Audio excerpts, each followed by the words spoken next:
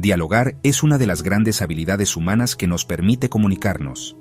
Esta capacidad de dialogar puede ser, en primer lugar, con nosotros mismos, es decir, con nuestra propia conciencia.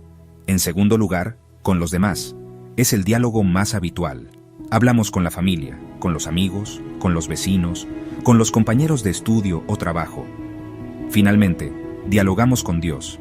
Esta forma de diálogo es la oración.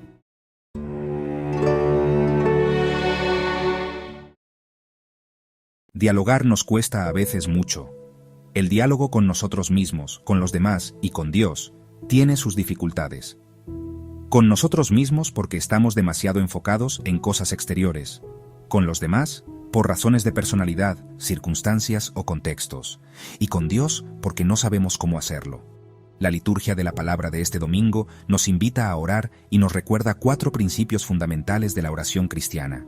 En primer lugar, que la oración cristiana es un diálogo filial, el diálogo de un padre con sus hijos. La segunda lectura tomada de la carta a los Colosenses es una catequesis bautismal que nos invita a reflexionar sobre el sacramento por el cual fuimos constituidos hijos de Dios.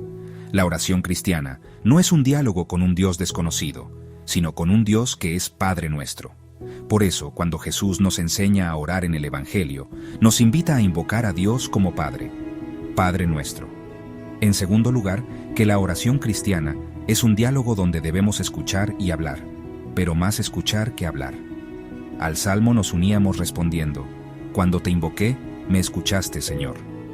Y comienza el salmista diciendo, «Te doy gracias, Señor, de todo corazón, porque escuchaste las palabras de mi boca». El salmista da gracias a Dios porque el Señor lo escucha.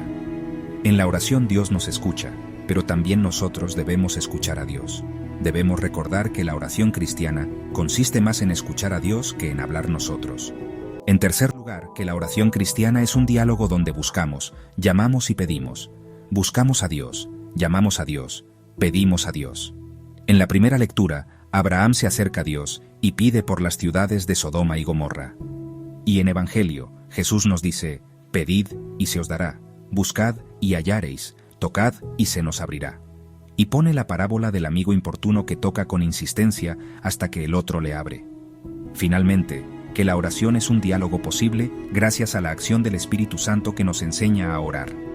En el Evangelio de este domingo, los discípulos le piden a Jesús que les enseñe a orar, y Jesús termina invitándolos a pedir el Espíritu Santo. Sin la ayuda del Espíritu Santo, no es posible la oración, no es posible hablar con Dios. Porque nosotros no sabemos pedir, porque nosotros no sabemos orar. En cuarto lugar, en la vida cristiana la oración es primordial. Debemos orar siempre, en todo momento y lugar, movidos por la fe y conscientes del valor de la oración. Si dialogar con nosotros mismos y con los demás es fundamental en la vida, mucho más necesario es dialogar con Dios. Todos tenemos muchas cosas que hablar con el Señor. No dejemos pasar un solo día de nuestra vida sin hablar con Dios como lo hizo Abraham, para interceder, para pedir, para agradecer.